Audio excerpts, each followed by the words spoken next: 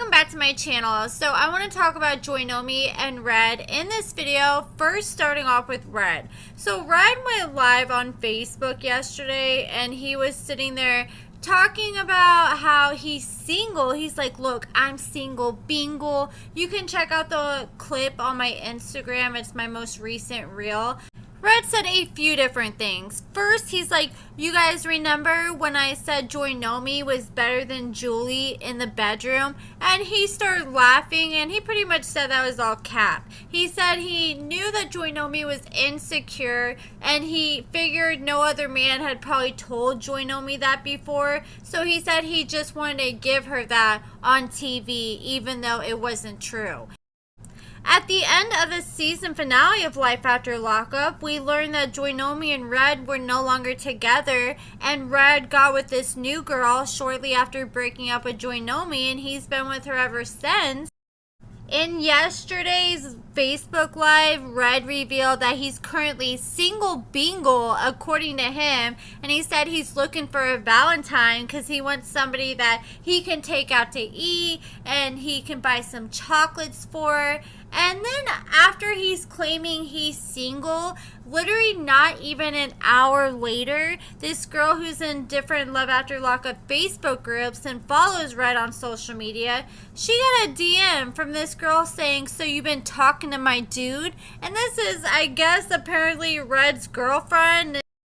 The crazy part is, though, the girl that she messaged, she is a member who posts a lot in Love After Lockup Facebook groups, and she trolls the living hell out of Red. And Red even called her one time on Facebook, like, what are you talking about in this group? And she said that she just ended up giving Red some constructive criticism, and he was actually receptive to it and was listening to her. And she's kind of like, it almost seems like more of like a mother role, trying to give advice to her son, yet this girl is thinking that she's trying to get with Red just because she is frequently posting on his statuses about Joynomi. And I don't know why he's still so hung up on Joynomi and posting on her frequently if he's moved on and got a new girlfriend.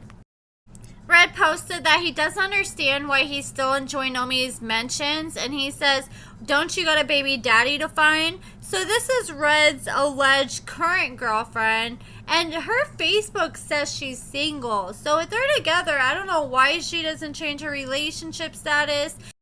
I wonder if they met before the show or after the show, but they live nearby each other. And Joynomi showed off the tattoo cover-up she got. So this is before of her red tattoo, and this is after. And that is a dramatic difference. And I think it looks great. You can't see any sign of Red's name afterwards, and the cover-up looks great. And meanwhile, Joynomi has been responding to people in some Love After Lockup Facebook groups, and one person was telling Joynomi that she needs to fight for her relationship and give Red another chance. And Joynomi said, nah, I'm good. He was given a chance after last night's episode, and he didn't change. All I needed was one chance to make it right, and did right by him for the last 4 years. Everything he needed and wanted, I made it happen. He couldn't even put in applications. He was smoking meth with a neighbor. I'm good. There's a lot that y'all don't see. So according to Joynomi, he was smoking meth with the neighbor. I mean, that may make sense why he wanted to call up Julie so bad, and that was the first girl he called for a booty call because she's been caught up with drugs and she's a known user. I did give Red a little bit of a hard time in my last video because I feel like he needs to have a sense of urgency when it comes to finding a job. And we saw in the last episode that he did try to call one place. So he made a little bit of effort, but the lady was like, oh yeah, I don't think my husband's going to hire you if you're a felon. And he didn't have any prior experience for the job that he was trying to get. So I was giving him a hard time, and then I went on TikTok and he was live and he was actually working. So I'm not sure where exactly he's working, but it appears he's working at some kind of fast food restaurant because he was running a drive-thru. So I will give him credit for that because a job is a job no matter what it is at the end of the day, and I'm proud of him for at least being able to do that. Now let's talk about Joynomi and Red real quick in this season finale. They didn't have a lot of scenes in this season finale because their, storyline was cut short because Red didn't spend too much time with Joynomi before he went running back to Missouri. But pretty much Joynomi told her whole family that Red cheated on her and they're no longer together. And she told Sway, and Sway actually handled it a lot better than I thought he was going to. I hope Joynomi learned a valuable lesson not to let her son get attached so quickly and start calling these random dudes daddy so fast before even really giving them a chance, especially in the outside world. I hope Joynomi does not get with another inmate after this because we know Joynomi has a hard time getting to know people in person because of her insecurities. And Red was saying that she used some, I can't remember. I wish I could remember the name of it. But he said she has this, go-to website that she used to go where she would find all the guys she hooked up with that were her potential baby daddies. And Red feels like she's probably back on that site now. But hopefully she's taken some time to really love herself and heal from the breakup. Red wasted no time jumping into a new relationship, and honestly, I kind of feel like that's probably why he suddenly wanted to rush back to Missouri so fast, is to see this girl. Joynomi said she ended up paying to ship all his stuff back, and that can add up, especially depending on how much all his stuff weighed. And I would have been petty if that was her. I would have been like, if you really want your stuff, then you can come get it, or you can figure out a way to get it back. Because that's really honestly on him for leaving it there to begin with.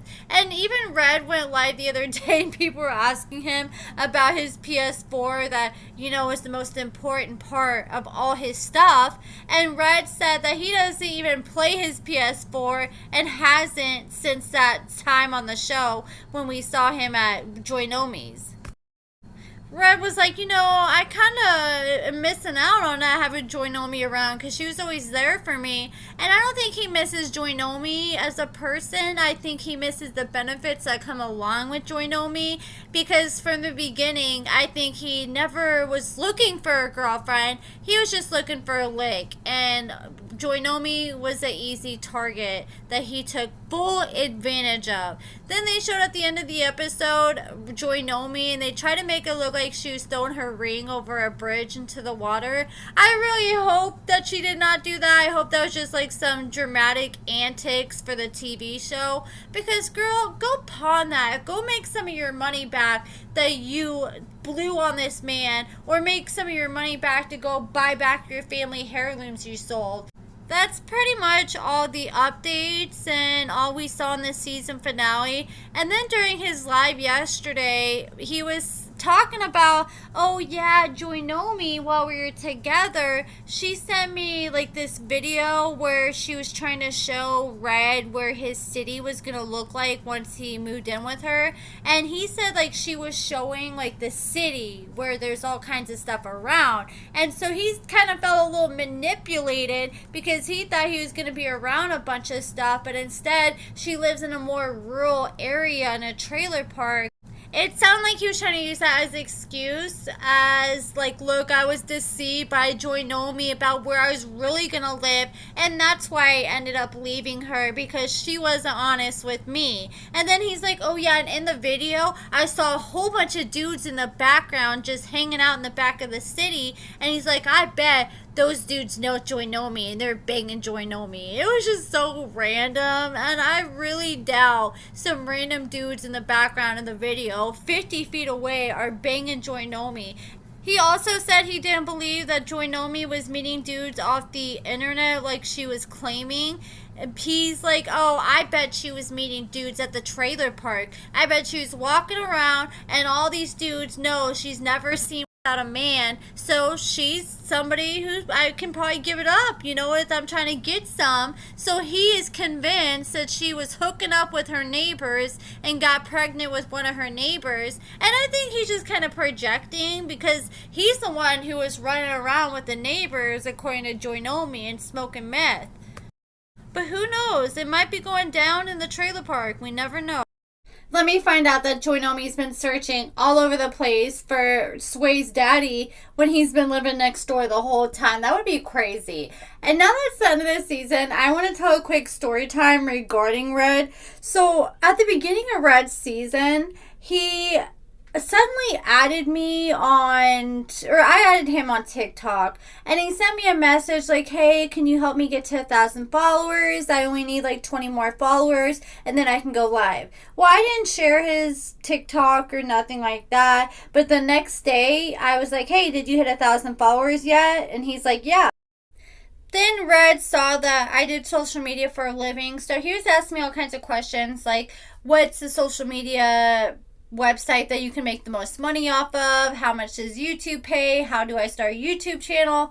And I was like, well, if you have any questions, then let me know. And he said, look, can I call you? And I told him I was busy at the time and I would call him later. Well, I never called Red. I ended up getting busy. I ended up forgetting about it. And then the next day, I was literally making a video about his mom because I found out she was on the SO registry. You know, this SEX offender, you know, the people who have to register every single month and they can only stay a certain amount of feet away from a park or playground or school. Yeah, his mom has taken advantage of 3 minors, with one of the victims being as young as 4 years old. And when I found that out, I was making a video and I was recording the video, and while I was recording the video, I'm sitting there and all of a sudden I heard someone cough. I'm like, what the heck is that? And I thought it was my neighbors. I thought my neighbors were maybe like smoking some ganja or something and coughing. And then all of a sudden I hear Red's voice say, are you there? What's up? And I was like, what? Wait a second. And I had accidentally called Red's phone while I was recording the video about his mom being on the registry. Talk about awkward. As soon as I heard his voice and realized it was legit him, I just threw my whole phone and walked out of the room. I was so embarrassed because I kept trying to turn off the call and it wouldn't turn off. So I just threw my phone. He never said anything to me after that. But oh my gosh, it was just such an awkward situation. And it's so funny looking back. Dude just randomly sat on the phone in silence for a good 20 minutes while I just recorded a video about his mom being on the registry. And I was just waiting for him to message me about it after I ended up throwing my phone and stopping the phone call. But he never said anything. But I mean, I'm sure he found out the next day about the video once I uploaded it. But that's it for this video, guys. Let me know what you guys think about everything in the comments below. Check out my lashes and cosmetics at AccordingtoAmber.com. Give this video a thumbs up, subscribe, and thank you so much for watching.